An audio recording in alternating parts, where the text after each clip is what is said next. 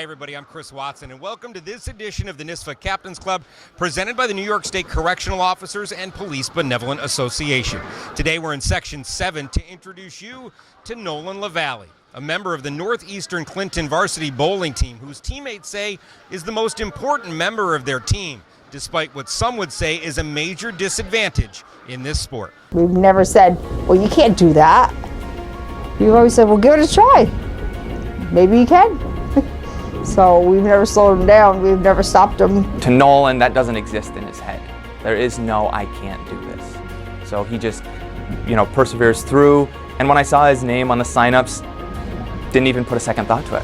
When he gets up and throws a good shot, it makes you feel good. And you see what he can do, how he doesn't let it stop him. He's just able to work through it. Nolan LaValley is the only child of Randy and Sharon LaValley.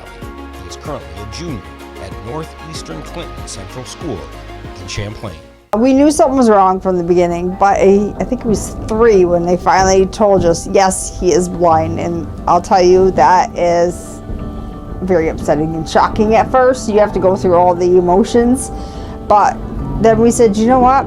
He's special anyway. He's our kid, and he's going to do fine. I can see like shapes and shadows, and like I can't see color or read print, but I can tell if something's moving if it's near me. I can see when I go up to bowl, I can see the gutter lines because they're darker, so I can see a lot of contrast. Nolan may not have the ability to see, but that has never stopped his parents from encouraging him to participate. We wanted to make sure that he knew, even though he has this disability, that it's not going to stop him. He can do whatever he wants to do. He's a smart kid. He can do it. He can succeed. And that's the only thing. We wanted to make sure he had confidence always. We are always very open with him about anything, any questions he had. We wanted to make sure he was never bullied. And he's done well. Nolan has only been bowling for just over a year. He got gift cards to a local bowling alley as a Christmas gift. And from the first time he threw a ball, he was hooked. And that led to him wanting to try out for the varsity bowling team. To be honest, I wasn't too sure if he was going to be able to do it at all. But now seeing him bowl, it's just really amazing that he's able to do something like that and how he's able to overcome the obstacles and do well at it. And I do think he enjoys it, which is another aspect of it. I think it was junior high. He said, Mom, he says, I really wish I could join a team. And it just broke my heart. I cried. I felt so bad for him. I'm like, you know what? These teams, you have to try out. And if you're not the best, they're not going to take you. And it just broke my heart because I knew he has a hard time with peers anyway. He's more comfortable around adults. So I thought being on a team would be a big benefit for him because it would make him talk to his peers and, develop that friendship that he doesn't have.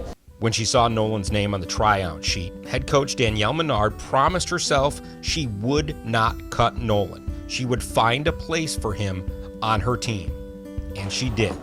Nolan made the varsity bowling team for Northeastern Clinton. No, if I'm being completely honest, when I was in middle school and stuff, I thought that I wouldn't be able to join a team because I was blind. And then I came here and I said, well, you know what, let me try out to be on the bowling team. And they took me. It was incredible. That is one of the best feelings ever. It's like, not only do you get to meet new people, make friends, and spend time with people, but you get to go out there and do something that you love. He's just really the life of the team. He's always here with a smile every day, every single day. Whether he's bowling a 140 or he's bowling a 50, he's always happy, smiling, always cheering everybody else up. And it's not just his Cougar teammates who want to see Nolan succeed, it's everyone, including opposing teams. On Monday, he'd get 6 to 9 pins down and everyone would be clapping for him. It's not just our team or our parents, that know him. It's everybody else, the parents from the other team, the coaches. Their coach came up and told Nolan she was very glad to meet him. I explained it to all the kids on the opposing team before we start up. I'm like, this is Nolan. He is blind. He may just need some help getting getting his ball or just, a line up a little bit or whatever, and all of them have been very receptive of it. I think the best thing that comes from this is that sports isn't all about winning, and it's not all about, being the goal scorer. It's part of a community, and for him to be part of that bowling community, part of our athletic community, just goes to show that some of this is beyond the sport itself. To hear them all come out and, just even if they're not having the best night, to still root for you and hope that you had the best night, it brings people together. When the local newspaper, the Press Republican, wanted to write a feature article on Nolan and his remarkable story, he was hesitant at first. I went up to see Nolan and I said, "Hey Nolan, this is what's going on, and they want to tell your story." And he goes, "But Mr. Trombley, I'm no different than anyone else." And I said, "Nolan, I get that. I really do. But there's people out there that can take inspiration from what you are doing, and they can understand that they can do things that previously they didn't want to do." And he says, "I never really thought about it that way. Let me think about it tonight and I'll come back tomorrow." And he came back tomorrow and he said, "I want to do it." And I think that the story is what he's trying to emulate to other people, is that it doesn't matter your pre-existing conditions. Do what you want to do what makes you happy. So when Joey LaFranca's story was published, it immediately took off, and Nolan became an inspiration. He got social media messages from all over the world, from as far away as Japan and Germany. I'd have people reach out to me on Facebook who I've never even heard before, and they just reach out on Messenger and like, I read your story online, and I like to say how much you inspire me. I'm like, cool.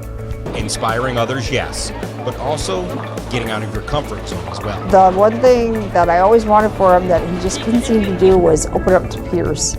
Make friendships. Those friendships last a lifetime. And he's never had friends before.